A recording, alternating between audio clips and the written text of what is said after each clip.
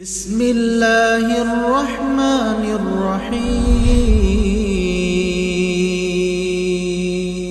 الحمد للہ رب العالمین والعاقبۃ للمتقین والصلاة والسلام علی سید الانبیاء والمرسلین وعلی آلہ واصحابہ ومن تبعہم بإحسان الی یوم الدین، اما بعد۔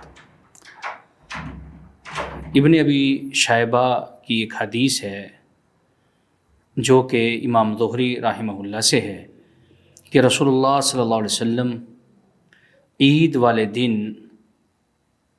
گھر سے نکلتے تھے اور عیدگاہ کی طرف جاتے تھے تو فیکبر حتی یأتی المصلی، رسول اللہ صلی اللہ علیہ وسلم تکبیر کہتے رہتے تھے یہاں تک کہ عیدگاہ آ جاتی تھی، اور پھر عیدگاہ پہنچنے کے بعد آپ صلی اللہ علیہ وسلم اس تکبیر کو کہنا بند کر دیتے تھے۔ اس کی حدیث صحیح ہے لیکن یہ حدیث مرسل ہے۔ میرے پیارے ساتھیوں، اللہ رب العزت نے قرآن مجید کے اندر ہمیں اس چیز کا حکم دیا ہے کہ جب ہم رمضان کے روزے رکھ لیں تو پھر ہم تکبیر کہیں۔ اللہ تعالیٰ قرآن مجید کے اندر ارشاد فرماتے ہیں وَلِتُكْمِلُوا الْعِدَّةَ، جب آپ گنتی پوری کر لو تو وَلِتُكَبِّرُوا اللَّهَ عَلَى مَا هَدَاكُمْ، پھر تم تکبیر کہو اس طرح جس طرح اللہ تعالیٰ نے تمہیں سکھایا ہے، وَلَعَلَّكُمْ تَشْكُرُونَ، اور تم اللہ کا شکر بھی ادا کر سکو۔ اللہ رب العزت نے اس کا ہمیں قرآن مجید میں حکم دیا ہے۔ اب تکبیر کے جو الفاظ ہیں وہ الفاظ مختلف ہیں، جن میں سب سے معتبر اور سب سے زیادہ کہے جانے والے یہ الفاظ ہیں اللہ اکبر لا الہ الا اللہ واللہ اکبر وللہ الحمد۔ یہ وہ تکبیر ہے جو کہ آپ کو کہنی ہے۔ یہ تکبیر آپ عید کا چاند نظر آنے کے بعد سے شروع کر کے عیدگاہ میں داخل ہونے تک کہتے رہیں گے۔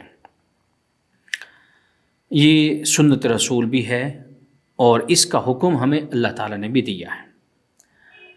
اسی طرح جب مسلمان رمضان کے روزے رکھ لیں تو خوشی کا دن منانے کے لیے عیدگاہ کی طرف جاتے ہیں، اور عیدگاہ کی طرف جانا یہ تمام لوگوں کے لیے ضروری ہے، خواہ وہ مرد ہوں اور خواہ وہ عورتیں جو حیض والی ہوں، ناپاکی کی حالت میں ہوں، ان کو بھی عیدگاہ جانے کا حکم دیا۔ حضرت ام عطیہ رضی اللہ تعالی عنہ فرماتی ہیں کہ نبی کریم صلی اللہ علیہ وسلم نے ہمیں حکم دیا کہ ہم مسلمانوں کے ساتھ جا کر عیدگاہ میں دعا بھی مانگیں اور وہاں پر حاضر بھی ہوں، لیکن نماز نہ پڑھیں۔ وہ نماز نہیں پڑھیں گی بلکہ مسلمانوں سے وہ جدا رہ کر دعا کے اندر شریک ہوں گی۔ اسی طرح عید گاہ جانے کے لیے اور عید کی نماز پڑھنے کے لیے ایک مسلمان کو چاہیے کہ وہ اچھے اور صاف ستھرے کپڑے پہن کر اور خصوصی اہتمام کر کے غسل کر کے خوشبو لگا کے، اگر نئے کپڑے نہیں موجود تو دھلے ہوئے صاف کپڑے پہن کر جانا چاہیے، زینت کو اختیار کر کے جانا چاہیے۔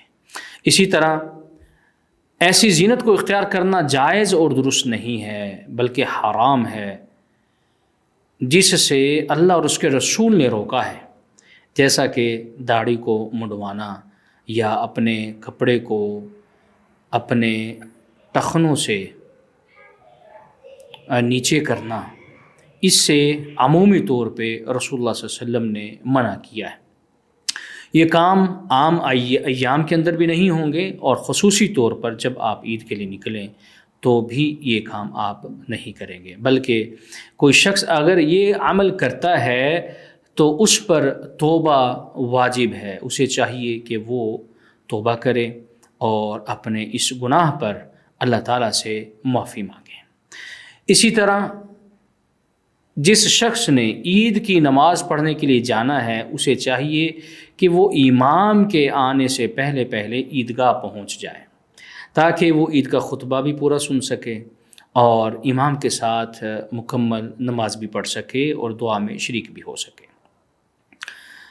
اس میں تاخیر نہیں کرنی چاہیے، بلکہ اس میں اہتمام کے ساتھ کوشش کر کے صبح کو نکلنا چاہیے۔ بلکہ اگر فجر کی نماز اور عید کی نماز میں زیادہ فاصلہ نہیں ہے، فرق نہیں ہے، تو نماز پڑھنے کے فوراً بعد عیدگاہ کی طرف آپ نکل جائیے۔ پہلے اٹھیے، غسل کیجیے، اچھے کپڑے پہنیے، فجر کی نماز پڑھیے اور پھر عیدگاہ کی طرف نکل جائیے۔ اس سے فائدہ یہ ہوگا کہ عیدگاہ میں جا کر آپ کو بیٹھنے کا موقع ملے گا جس میں آپ ذکر و اذکار کر سکتے ہیں، اللہ کی حمد بیان کر سکتے ہیں۔ اس اللہ نے، اس رب نے ہمیں یہ موقع دیا کہ ہم نے یہ رمضان گزارا، رمضان کے روزے رکھے، ہمت کے ساتھ، کوشش کے ساتھ، احتساب کے ساتھ، ایمان کے ساتھ۔ اس پر ہم اللہ کا شکر ادا کر سکتے ہیں۔ لیکن اگر ہمیں جلدی ہو جانے کی اور ہم تاخیر کا شکار ہوں، گھر سے ہی لیٹ نکلیں، تو اس میں کوئی حادثہ بھی ہو سکتا ہے گاڑی تیز چلانے کی وجہ سے، تو جان کا بھی نقصان ہو سکتا ہے۔ اس لیے وقت دیکھ کر، اس کا حساب لگا کر، اس کو اپنے شیڈول میں شامل کر کے عیدگاہ جلدی پہنچنا چاہیے۔ ایسے ہی عیدگاہ جانا اور عیدگاہ سے گھر واپس آنا، یہ دو مختلف راستوں کو اختیار کرنا، یہ بھی سنت سے ثابت ہے۔ اس لیے جب آپ تشریف لے جائیں عیدگاہ تو ایک راستے سے جائیں، لیکن جب واپس آئیں تو دوسرے راستے سے آئیں، تاکہ قیامت والے دن یہ دونوں راستے آپ کے عیدگاہ کی طرف جانے کی گواہی دیں اور یہ جگہ شہادت دے کہ یہ شخص اللہ کی عبادت کرنے کے لیے اور اللہ کا شکر ادا کرنے کے لیے عیدگاہ گیا تھا۔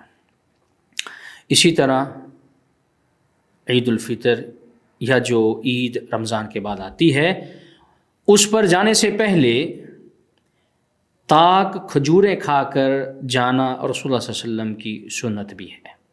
آپ جا رہے ہیں اور آپ کو چاہیے کہ 3 یا پھر 5 یا پھر 7 کھجوریں لازمی طور پر کھا کے جائیں، کیونکہ آپ نے روزہ رکھا ہے پورے رمضان کا، اب عید کا دن ہے تو اب آپ کھجور کھا کے رسول اللہ صلی اللہ علیہ وسلم کی سنت پر عمل کیجئے اور پھر عیدگاہ کی طرف جائیے۔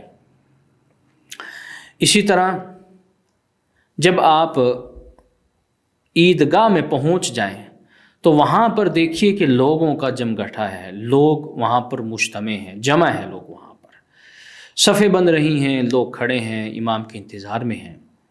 یہ ہمیں عکس بندی کرتا ہے، یہ ہمیں یاد دلاتا ہے کہ ایک ایسا دن بھی آئے گا کہ جس دن ہم اللہ کے سامنے جمع ہوں گے۔ یوم یقوم الناس لرب العالمین، وہ دن جس دن لوگ اپنے رب کے لیے کھڑے ہوں گے۔ انظر کیف فضلنا بعضهم علی بعض، دیکھیے کہ ہم نے کیسے لوگوں پر فضیلت دی ہے، اور فرمایا کہ آخرت جو ہے اس کے اندر تو بہت عظیم درجات ہیں، بہت عظیم فضیلت ہے۔ عیدگاہ جائیے تو آخرت کو بھی یاد رکھیے کہ ایک دن آنے والا ہے، ہمیں اللہ کے سامنے کھڑے ہونا ہے۔ اللہ تعالیٰ سے دعا ہے کہ وہ ہماری اس دنیا کو اور ہماری آخرت کو بہتر بنائے۔ سبحان ربک رب العزت عما یصفون وسلام علی المرسلین والحمد للہ رب العالمین۔